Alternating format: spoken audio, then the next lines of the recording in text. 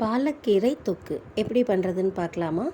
ஒரு வாணலியில் ஒரு ஸ்பூன் எண்ணெய் விட்டுட்டு 1 டேபிள் ஸ்பூன் கடலைப்பருப்பு, அது நல்லா வறுத்த உடனே 1 ஸ்பூன் வரமல்லி, அப்புறம் ஒரு 3/4 ஸ்பூன் அளவு ஜீரகம், இதெல்லாம் வாசனை வர்ற அளவு வறுத்துக்கணும்.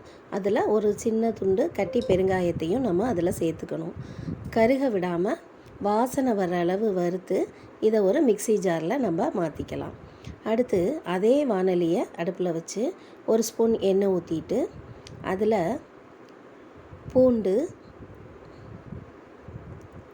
வெங்காயம், 1 தக்காளி சேர்த்து நல்லா வதக்கிக்கலாம். கொஞ்சம் வதங்கின பிறகு காரத்துக்கு தேவையான அளவு 1 ஸ்பூன் இல்லைன்னா 1.5 ஸ்பூன் தனி மிளகாய் தூள் சேர்த்து நல்லா வதக்கிக்கணும். அதையும் அந்த மிக்ஸி ஜாரில் நம்ம சேர்த்துக்கலாம். மறுபடியும் அதே வாணலியை அடுப்பில் வச்சுட்டு ஒரு 2-3 ஸ்பூன் எண்ணெய் விட்டுக்கணும். தொக்குங்கிறதுனால கொஞ்சம் தாராளமாகவே எண்ணெய் விட்டுக்கலாம். அதில் ஒரு 1/4 ஸ்பூன் வெந்தயம், மிச்சமாக இருக்கிற பூண்டு ஒரு 4-5 பல் பூண்டு, அதுக்கப்புறம் ஒரு வத்தல், மிளகாய் வற்றல் போட்டு நல்லா வதக்கிக்கணும். அதுக்கப்புறம் பாலக்கீரையை அதில் சேர்த்துக்கலாம்.